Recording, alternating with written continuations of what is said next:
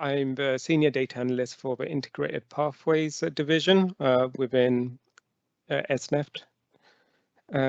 So within that, I work with the therapies teams, the older people services, and also the community teams to help them manage their everyday operational lives, and also to help them with any data needs, any analysis, what they need.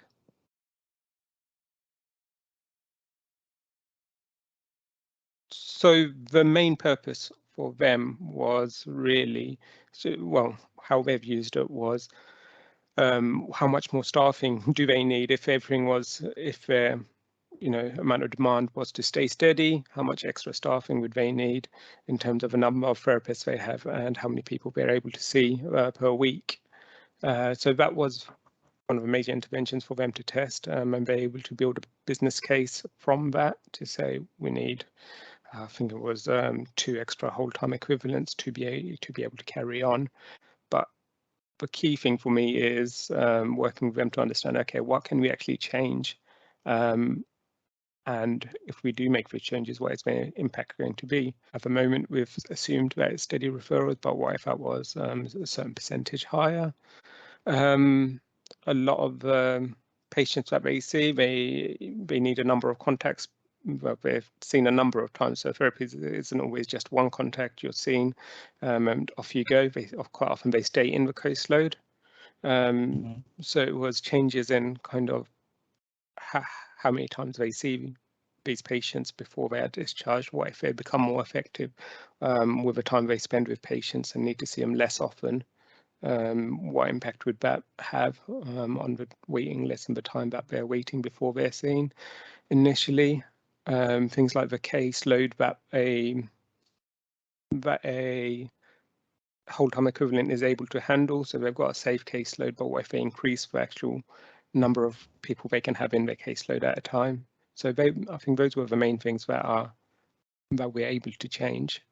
But quite often as well, when I worked with a lady that manages the service, she'd come up with other scenarios to say, well, actually, our staff are more overworked already and would expect a certain number of staff to become less effective and others to become more effective as a result of certain changes.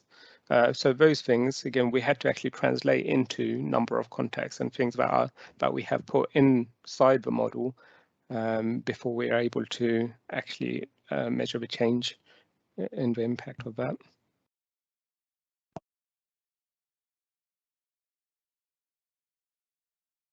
We probably had weekly meetings. So it's myself and just really one other person, the operational lead who runs the service, the outpatient speech and language therapy service. Again, so she had all the really expert knowledge of what's going on.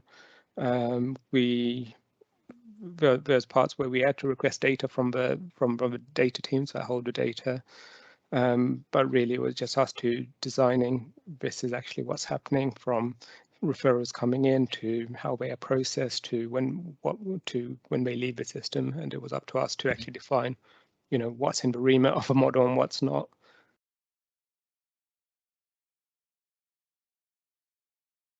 For myself, it was an exciting opportunity to work with more interesting tools than we've already been using in the trust or in any of my time in NHS. So it's a novel approach, introducing a new model to the trust. The way that I've built the system dynamics model as well is actually working quite closely with the operational teams to understand what their systems are.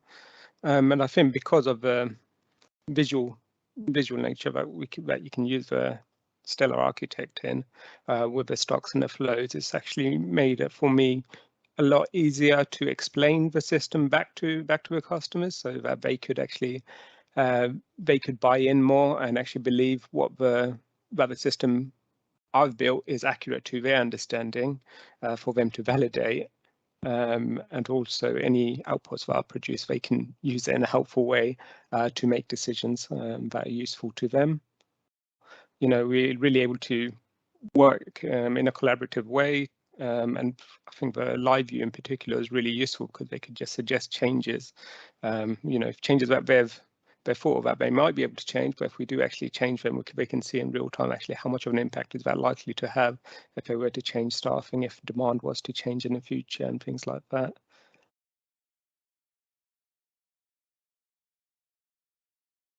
Initially, coming up with some key questions that you are hoping to answer using the model.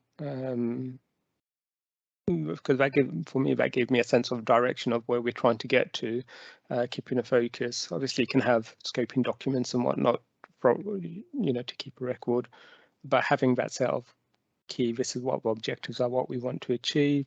And then also, I found it useful just starting off really simple, just for having the skeleton of these other key stocks, these other key flows in the system, so that